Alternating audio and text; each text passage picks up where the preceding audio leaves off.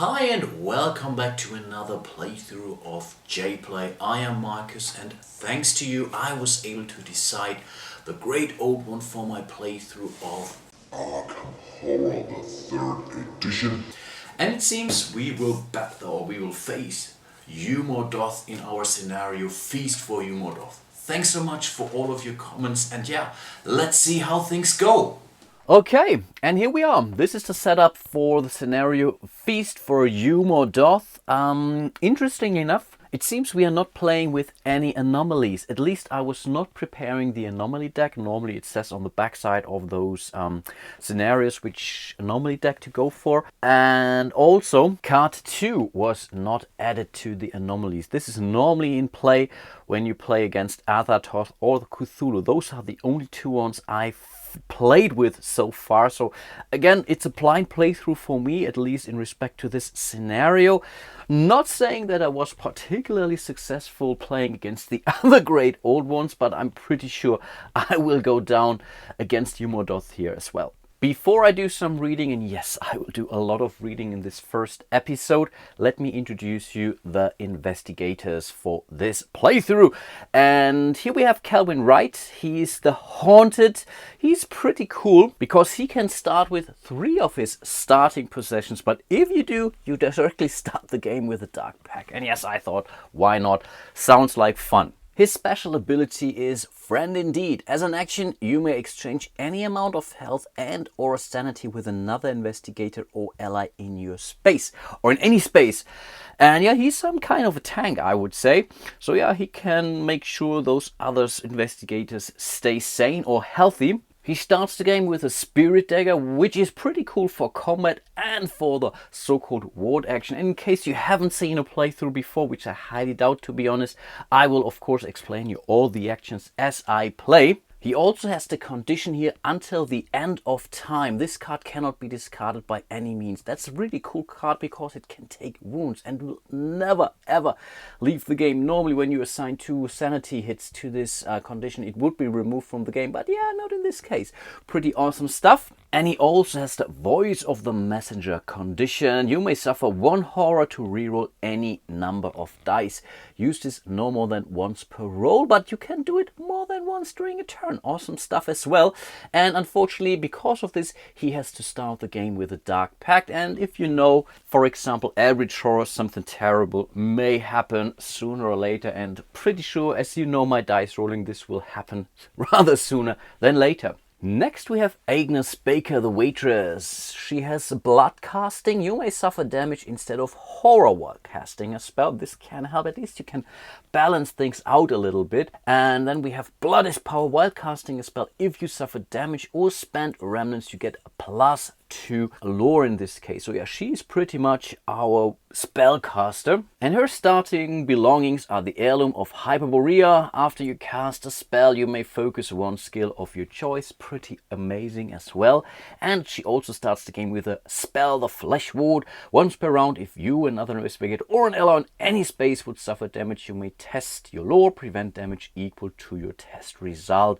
So that can be definitely a pretty helpful spell too. And last but not least, we have Marie Lambeau, the Entertainer. Smoky Velvet. Once per round after you perform any action, another investigator on any space may perform that same action.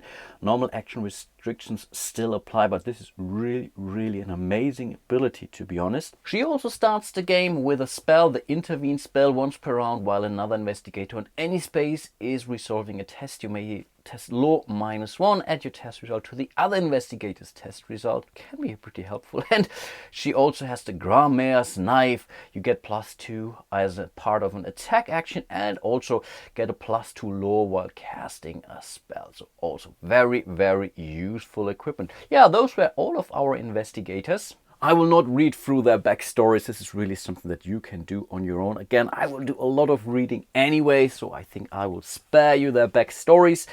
All the characters start in the general store. This is basically true because of the scenarios in this case, or in Arkham Horror Third Edition, the scenario tells you where all those investigators start, not like Eldritch Horror, for example, where the character tells you where they start. And I will really try to keep those comparisons to a minimum, either between the second edition of Arkham Horror or Eldritch Horror. Apparently there are some similarities, some mechanics that have been borrowed or so from other games, but let's really focus on the experience here for the third edition. I already spawned all the clues, all the doom tokens, the 2 monsters that we start the game with. Some of those are determined by the scenario. The clues are spawned by basically drawing those event cards here, and this is really an awesome stand, really helpful in this case, to be honest. And we also spawned an additional doom as part of a random draw here, and this is the doom that we placed at Hangman's Hill. But this also means that Hangman's Hill already starts the game with 2 doom, something we have to take care of. Let's have a look at the 2 monsters that are currently on the board. First of all, we have the Vicious Glutton here, a monster and a ghoul. And again, this is a monster that comes to the game because of the scenario. So you build a monster deck as part of the scenario. So it's very unlikely, or basically nearly impossible, that you see monsters from other scenarios. Of course, there are some monsters that are interexchanged between those scenarios, but I think so far they were pretty unique, to be honest. They have a spawn ability that doesn't really matter because it was placed as part of the setup, and his movement says Petrol, move towards most doom, engage lowest will. I will explain that to you when we get there. Our second monster is the Hooded Stalker here, human cultist. He's a hunter. He moves towards and engage the lowest strength in this case, and I think I really also should show you what damage they do. So here he only inflicts 1 health damage, he doesn't do any sanity damage, and fighting against those monsters is so much simpler than in any other game, basically, at least compared to the standard Arkham Horror, Eldritch Horror. This is pretty much their values, which you need to beat in order to evade them, for example, or how much hits they can take. And let's also have a look at the Vicious Glutton. So when he enters or engages a hero, then he does 1 health damage and 1 sanity damage. He can take 2 wounds, and whenever you want to fight him, you basically suffer 1 penalty on your strength test, but he's easier to evade from because you get an additional die. How cool is that? Let's have a look at our scenario. Feast for Umordhoth. The story so far. Ghouls that dwell beneath that earth hunger for the flesh of corpses, yet even they live in worshipful fear of the devourer below. But the ghouls are not the only worshippers of Umordhoth in Arkham. So again, it tells us what we need to do, where we start, and they explain who the worshippers of Umordhoth are. Those are some additional monsters that are set aside for now, and I'm pretty sure they will enter play sooner or later. The scenario also told us which cards to add to the code, and we start with the card 1 here, the Outbreak. Windows are shut, curtains drawn, doors locked. Citizens hurries through the streets, casting glances over their shoulders.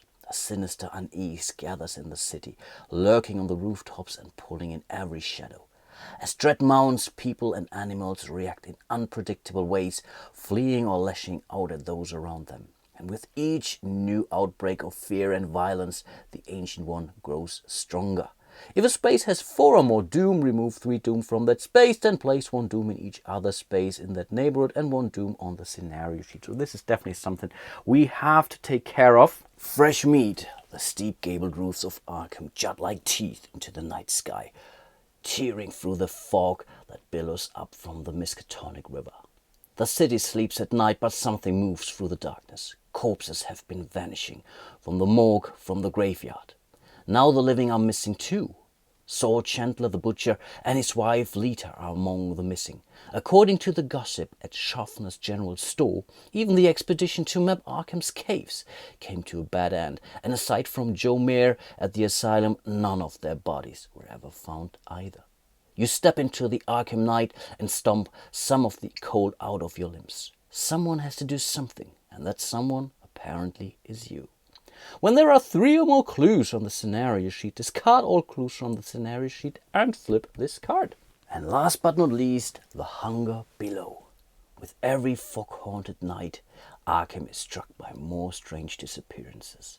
Almost human footprints are found in the soft earth of the Protestant graveyard. Skulking figures are spotted climbing Hangman's Hill, and in back rooms and secret chambers, citizens of Arkham gather for a dark purpose. The scent of fear is heavy in the air, as a growing sense of anticipation.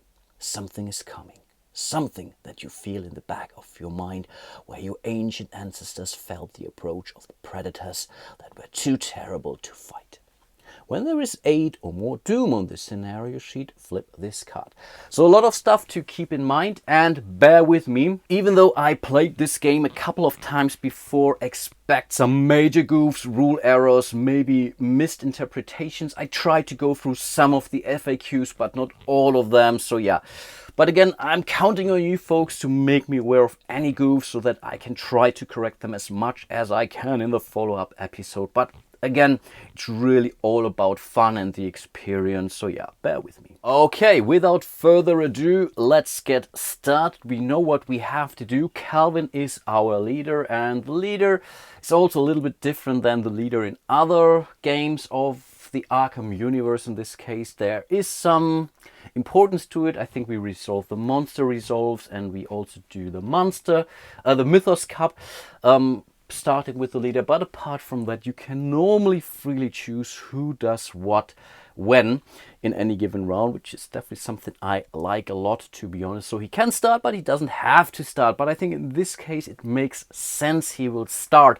So yeah, let's activate him first. And I think it would be a good idea to get rid of that vicious glutton down there. He has a weapon.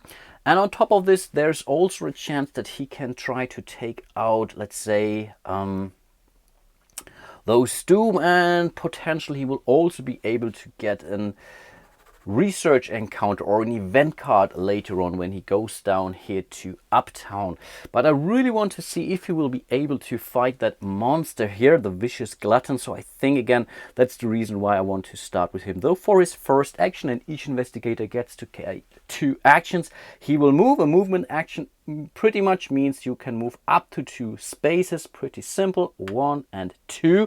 Now he entered a space with a monster, and this monster will engage him right away. Normally you would flip him to the other side and put him next to the character board, but to be honest, I find that very confusing, because very often you simply forget that a hero is engaged with a monster and then you start doing stuff. So I will basically put my standee on top of those. Worked for me pretty well, to be honest, much better than moving him to the investigator. And I think this is, let's say, some kind of an effect or mechanic that comes from the living card game, which I've never played before, to be honest. So yeah, he's engaged with this monster. He still has an action left, and while you are engaged with the monster, there's not much you can do. And in fact, that's only focus, attack, or evade. Normally I should really focus, but I want to get rid of that monster as early as possible. So my second action will be an attack action. So I get 3 dice for my strength, and I get another 2 dice for my spirit dagger. So far that's not too bad, unfortunately. I'm losing 1 die here, but that's not that big of a deal. With 4 dice, I still need to roll 2 successes here. Good thing is I still have the voice of the messenger with me, so there is a chance I can take him out. So yeah, let's roll our first dice. And let's hope for some good old-fashioned 5s and 6s in this case. Okay, that's 1 success. I think I will use my voice of the messenger here. You may suffer 1 horror to reroll any number of dice. So I get 1 sanity or 1 horror, and I will assign it to my condition here until the end of time. It's pretty much like an armor, this condition. Awesome stuff. B can reroll any number of dice. So it may be a good idea to reroll those failed dice here. And awesome stuff. We were able to defeat this vicious glutton here, and it has the remnant symbol. So as a reward, we get a remnant token. Remnant tokens you can basically sell. Sometimes you can use it for other special effects, but you can also use them in order to prevent any damages done to you when casting a casting a spell. Unfortunately, he doesn't have any spells, but I think this is something that he could trade away later on. But for now, I will keep it anyway. Of course, this card gets discarded. And then Calvin's turn is over. I think next I want to activate Marie Lambeau, and it could be a good idea to get or try to get rid of that hooded stalker here. So let's have a look at his values again. We only need one success. He's not stealing any dice from us. So overall, I think she has a good chance. So yeah, let's activate her next. With her first action, she will move into the graveyard here, so she gets engaged with this hooded stalker. Then she will use her smoky velvet. Once per round after you perform an action, another investigator on any space may perform that same action. So yeah, I think why not? Let's have Agnes Baker move here as well. So when she goes next, she could really try to get rid of some of those doom here. And then Marie will fight that hooded stalker. So she gets 2 dice from her strength. She gets 2 dice from her Grand Mare's knife. She's not suffering any penalties. And we really hope for 1 success. Yes, that's 2 awesome stuff. We have defeated the hooded stalker here. Hello, friend. What are you doing out here so late at night? And all alone too. But yeah, this is no longer your concern because you are dead, little man. And I think then it's Agnes Baker here at the Hangman's Hill. Her first action will be a focus action, which again is somehow similar to Eldritch Horror, but then again completely different. So she will focus her lore. So she gets a +1 on her lore. So as long as she has this token, she has 5 dice on lore. Awesome stuff. But she can also discard that focus token whenever she takes a test in order to reroll any die. And this doesn't then necessarily need to be a test on lore, for example. That's pretty amazing. Of course, I have to forgot to flip her activation token here. And yeah, I think for her second action, she will try to do a ward action in order to get rid of that doom down here in Hangman's Hill. So she will now roll 5 dice because we just did the focus action. And again, we are looking for at least 2 successes here because then we get rid of both of those doom tokens, which could be helpful. Yes, that's great. So both of those doom tokens are gone. And because we removed 2 in a single action, she also gets a remnant token. How cool is that? Next we have the monster phase, but guess what? We are out of monsters. That's definitely a good start. And then we jump right into the encounter phase. And again, we get to choose who goes first. I really don't care.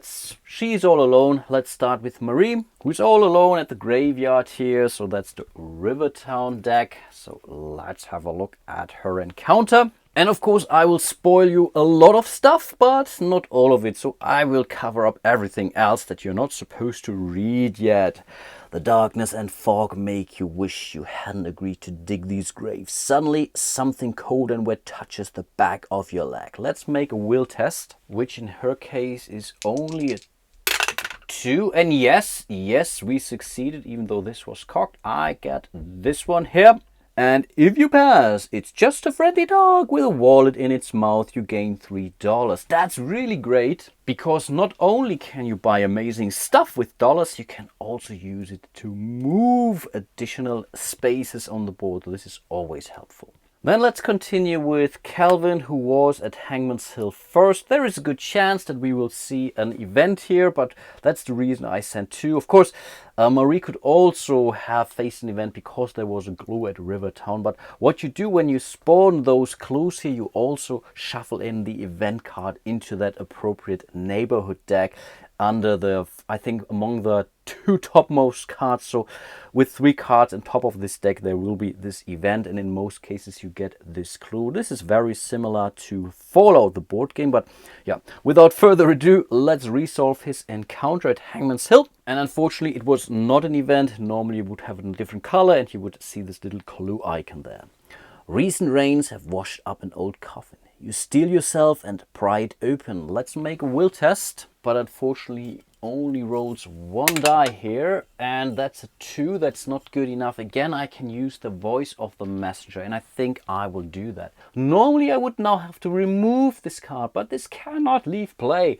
That's really great. So let's re-roll that test here, and that's a 1. So we whiffed it, yeah, totally. And we started so well. If you fail, the corpse's sightless eye sockets stare into your soul. You suffer 1 horror. Okay, that could have been worse, but unfortunately he has to take the horror hit himself, because until the end of time is already fully stocked with horror hits, but I think for now that's fine for him. Last but not least, we have Agnes Baker, who is also at Hangman's Hill. So again, her chances to get an event now significantly improved from 1/3 to basically 50%. So let's see what we get. And yes, in fact, we were lucky, as this is clearly a clue. A large winged creature is wounded, unable to fly. You try to catch the creature alive. Make a strength test. Unfortunately, her strength is only a 2, which is still better than the 1 from the will test before. And yes, she is successful. Great job, Agnes. So she passes, and you send it to the university for study. You gain 1 remnant and 1 clue from your neighborhood. Amazing. So we grab this clue. This will go to Agnes Baker, and she also gets a remnant. And again, you can sell remnants later on, and this is always useful. Now we take this event card and discard this to the discard pile. So now the unstable location changed from Hangman's Hill to St. Mary's Hospital. So there are some effects. For example, some of the monsters move toward the unstable space and whatnot. But again, this is something I will show you when it comes up. Those were all the encounters. Let's go to the Mythos phase. You draw 2 tokens from the Mythos Cup and resolve their effects 1 at a time. All investigators do this in player order, and the player order is now one thing that's determined by the leader token, which is currently, or which is with Calvin Wright. I think this it will, at least I didn't find it, the leader token will not move. This is the Mythos Cup, and you prepare this according to the scenario. It tells you how many tokens you put in there. I think this is also something they borrowed from the living card game. So let's draw the first token for Calvin Wright. Okay, that's awesome. So he gets to draw, or gets to spawn, a new clue, which means we draw the top card from the event deck here. So this clue goes to Uptown, and again we take the top most 2 cards and shuffle those together. So beneath the top 3 cards we will find another clue encounter, which is useful, but let's not forget to spawn another clue here in the neighborhood. But of course we must still resolve our second, and that's a blank. Blanks are pretty good, so nothing happens for the good and for the bad. Then we move over to Agnes. She also has to draw 2 tokens. This is actually really a mechanic which I like a lot, to be honest. So that's definitely job well done. Oh, here we will spawn another monster. So let's quickly do that. We draw a monster from the bottom of the monster pile here. So let's see what we get. Those are the masked ones. So let's see where they spawn. They spawn at Most Doom. I think we get to choose actually. But let's see what they do. Wow. 2+. There's have an elite ability, has 1 additional health per investigator. Wow, okay, those guys are pretty tough. So I think I will spawn them here at the Historical Society. Yeah, I think this is what I need to do. They have the lurker ability, or rather trait, which means they don't move. They place 1 doom into this space when they get activated. So I think this is really something I have to take care of as soon as possible. Let's see again. Have a -2 for their observation test in order to evade them. That's pretty tough. So yeah, let's keep them where they are for now. I think that's okay. We can still get there if we need to. But unfortunately, we still have to resolve a second. That's another blank. Not sure. I think there are 3 blanks in this Mythos Cup. So yeah, of course, the sooner I draw them, that's a good thing. But of course, then we know later on we will draw horrible stuff instead. And then we come to Marie Lambeau. What do we get? Oh, that's a headline. We do some more reading. So in total, we have 13 cards in this stack. Whenever this runs out and we have to draw more, we would place 1 doom directly on the scenario sheet, and normally terrible stuff happens, but this is our very first card, so we are still good, doing good. And here we have Church Leaders Bless City. Catholic, Protestant, Greek, Jewish faith leaders unite. Response to sightings of demons, satanic Rights by Amelia Baxter, United Press. As a headline, test will to resolve the effect based on your test result. When it says basically you, it's really the investigator who drew this card. In this case, that's Marie Lambeau. Her will is 2, so she will roll 2 dice. She cannot do any re-rolls if I'm not mistaken. No, unfortunately, that's 0 successes, which is terrible. Spawn 1 monster in your space. Wow, so much cool stuff could happen to her. Okay, yeah, unfortunately a monster shows up, so things are going down already, it seems. And in this case we get the Ghoul Priest, who is a pretty tough fella, to be honest. Also a lurker. Each investigator suffers 1 damage.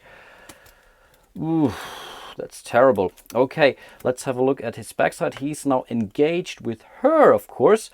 And wow, 4 health. She loses 1 die, but for an award, after you defeat this monster as part of an attack action, you gain 1 curio items. A lot of those items are curio items. Wow, he does 2 damage and 1 sanity. Oh, horror hit. Wow, he's really a tough one. So that was definitely not a good draw or roll for her. Unfortunately, she still has to resolve her second token. And oh, come on, another headline. And usually those are really, really bad. This was already one of the nicer ones because she could have gotten something good out of this, but in this case, wow. Noted scholars found dead, tainted food suspected, no foul play at work, authorities say at least. As an headline, if you have 1 or more clues, you become cursed. Wow, she's lucky. She has no clues whatsoever. Really dodged that bullet here. Being cursed is still bad, so you want to avoid it as much as possible. So yeah, at least her second draw was kind of lucky, it seems. Okay, and this was pretty much a full round of Arkham Horror the Third Edition. Things looked good for a while. So we removed some of those monsters. New monsters appeared. The problem is the new monsters that showed up are much worse than the ones that were on the board originally, but I have to do something about this. And here, guys or folks, it's really, please send in your suggestions. I really need your help here, so let me know what I should be doing next. And yeah, that's pretty much it for today. Hope to see you soon in one of my other videos, most likely the second episode of my playthrough of Arkham Horror here. And yeah, until then, bye bye.